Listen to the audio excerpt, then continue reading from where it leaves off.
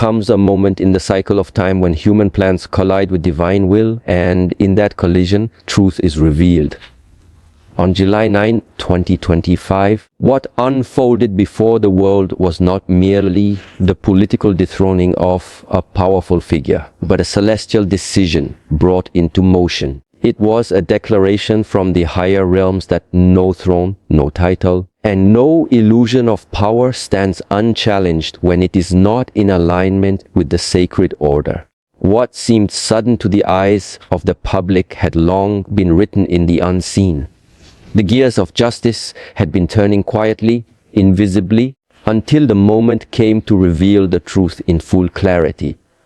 When God said, "I took him out of power," it was not a whisper of vengeance, a thunderclap of righteousness. This removal was not about punishment, it was about correction. It was not personal, it was purposeful. A leader's fall becomes a signal to those still standing. Reflect on your mission.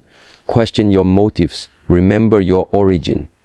Too often, when one ascends to positions of control, the ego begins to whisper that the seat is eternal, that the applause will never fade, and that the power belongs to them.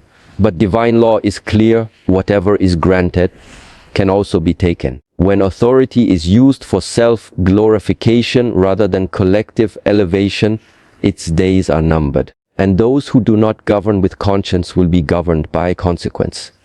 July 9 is a symbol. It is a spiritual marker in time, one that should not be observed with mere curiosity, but with deep introspection. Who you are when power leaves your hands is who you truly are. When the cameras are turned off and the titles are erased, what remains? The question is not just for those who lead nations, but for anyone who influences a single soul. Parents, teachers, mentors, creators. Power exists on many levels, and each comes with responsibility. If a person cannot carry that responsibility with humility, they should expect the same fate: removal, exposure, redirection. What happened on that day was also a message of hope, because when false power is removed, space is made for authentic strength to emerge. The removal of the unworthy is always followed by the rise of the prepared. And perhaps that preparation is happening now, in you. You may not wear a crown or hold a seat in high places, but your thoughts, your choices, and your character are preparing you for something great. Remember, God's movements are never random. He does not act without cause, and He does not shift the world without shaping someone new to carry the torch. So reflect deeply on what was shown. Let it stir something in you. Let it awaken your purpose. For if He can take down the high and mighty, He can also lift the unseen and unknown. And if you walk in alignment with truth, then when the time comes, it will be your voice the world hears next. Power without purpose is a flame without direction. It burns, but it doesn't illuminate. It blinds rather than guides.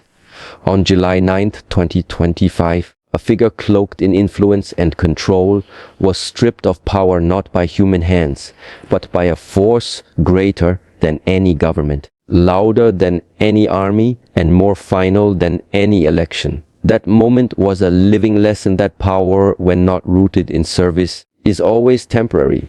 The throne may be grand, the authority vast, but if it lacks alignment with truth, it will collapse under its own weight. Often, people chase power believing it to be the ultimate goal.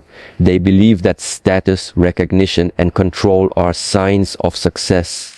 But what they fail to realize is that real power is not in how many obey you, but in how many you elevate. It's not about commanding others, it's about commanding yourself.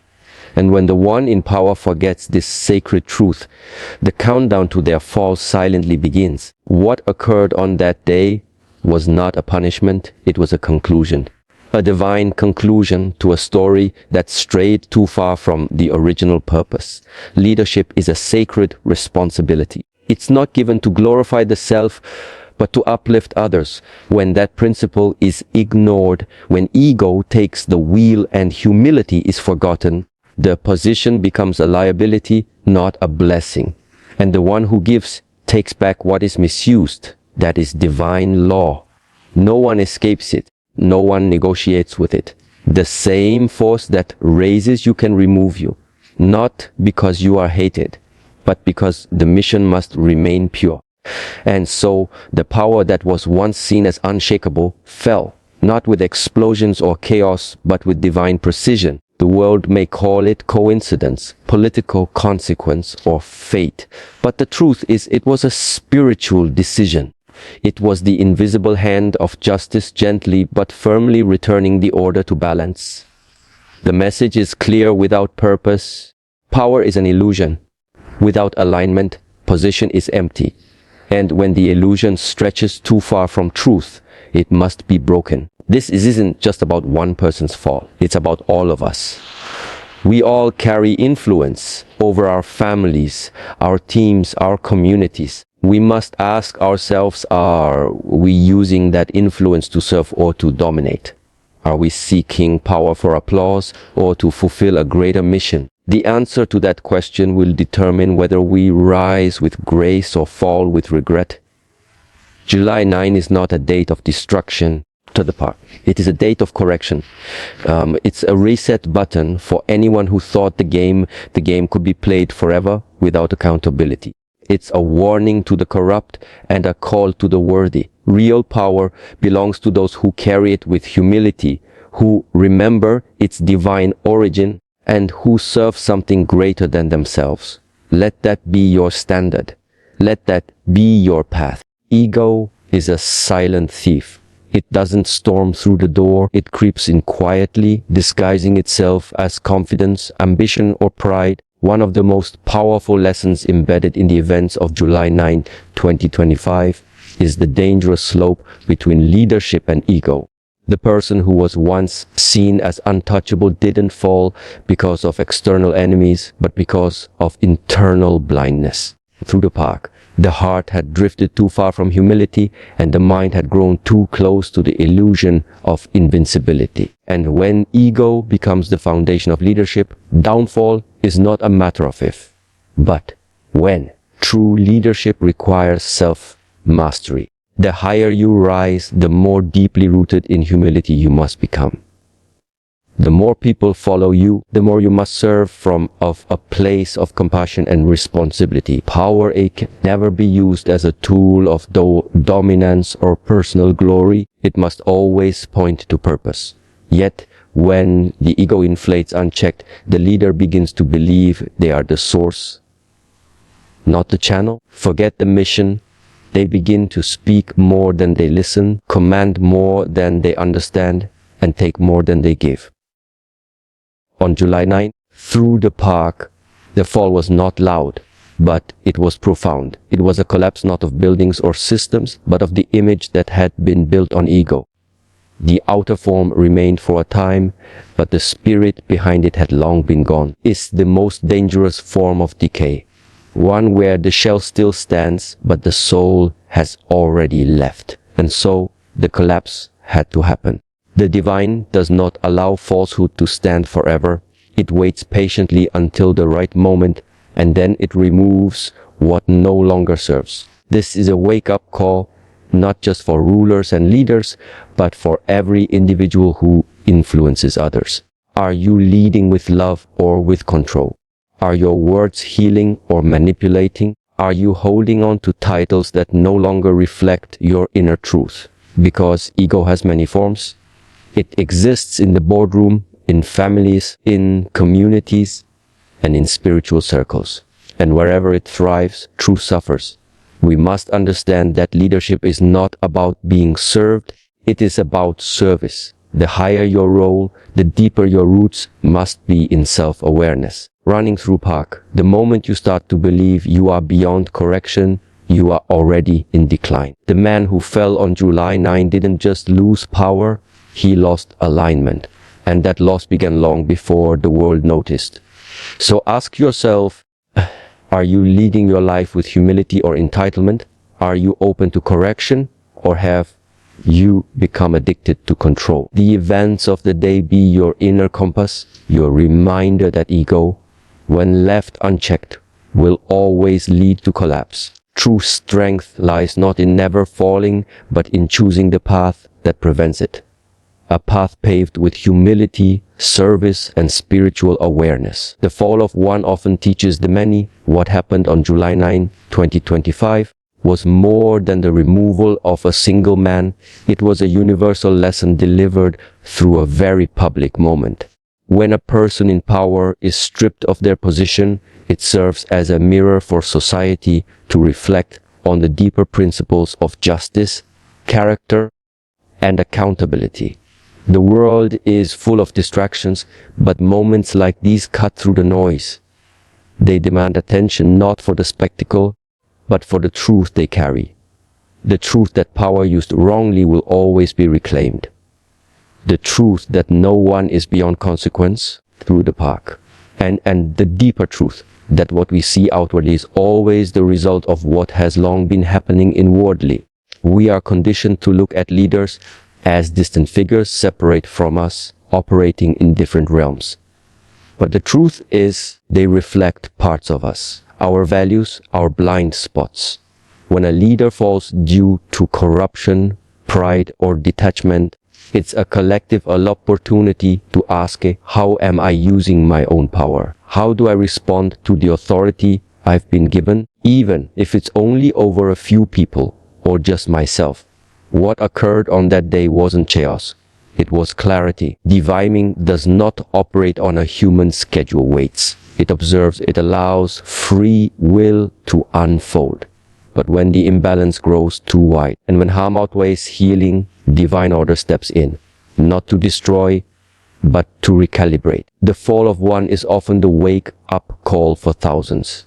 It's a sacred disruption. Running park. It's the universe pulling back the curtain to show that actions have weight and intentions have consequences. This message is not one of fear, it's one of realignment. If one can be removed from power for moving away from integrity, then one can also be elevated by choosing to walk the path of truth. This is not just about someone else's story. This is your opportunity. Power exists in many forms, and so does misuse. Are you withholding your voice out of fear? Are you exerting control where compassion is needed? Are you avoiding your responsibility because it's easier to remain hidden? July 9 marks a shift, not just in leadership, but in consciousness. It is a reminder that what is built on illusion will not last, but what is built on purpose will endure. So, take this lesson and internalize it. Let it not just pass through your mind, but settle in your heart. Are not powerless. You are not distant from the divine design. Every thought, every decision, every intention you set is part of the larger picture. This was not just a man's ending. It was a new beginning for anyone willing to see beyond the surface and step into a higher level of awareness.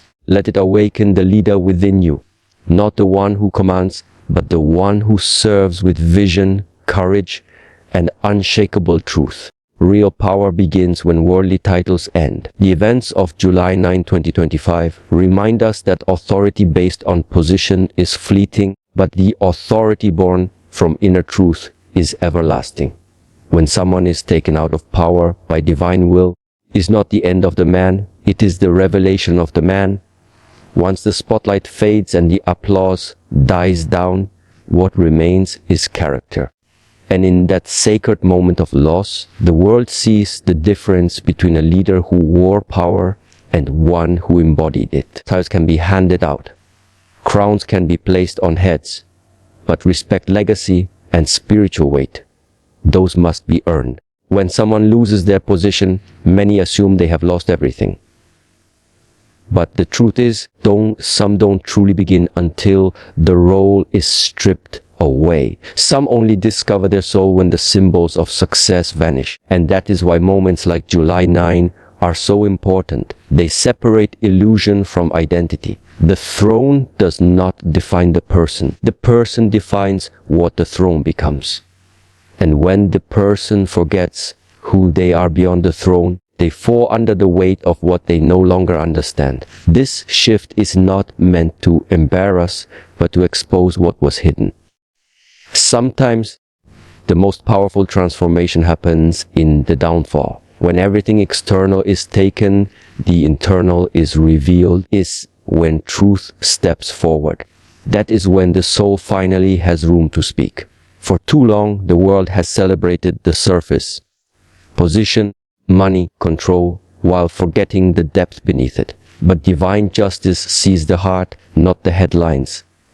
And when it moves to restore that sacred balance. The removal from the power was not merely the closing of a chapter. It was the unveiling of what lies beneath the mask.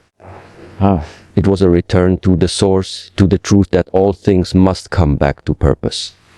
If power does not serve the higher good, will eventually serve no one, not even the one who holds it. And this is the lesson for all of us. You do not need a grantal to have impact. You do not need global attention to be powerful. Running through the pack. Your strength lies in the values you uphold when no one is watching. Some people will only begin to rise after they've been removed from everything they thought made them who they are. And maybe, just maybe, the man who was taken out of power is being given a second chance. Not to lead from the top, but to lead from within. Perhaps that is the real gift in loss, the chance to return to truth, to rebuild without ego, to rediscover one's purpose beyond the applause. The greatest power is not in ruling others, but in mastering the self. When everything else fades, the soul remains. Let that be the place you build from. Let that be the power you protect. Because no one can take that from you. Not even on July 9, and not ever. A shift in power is never just about politics or authority. It is a reflection of a deeper transformation in the collective consciousness.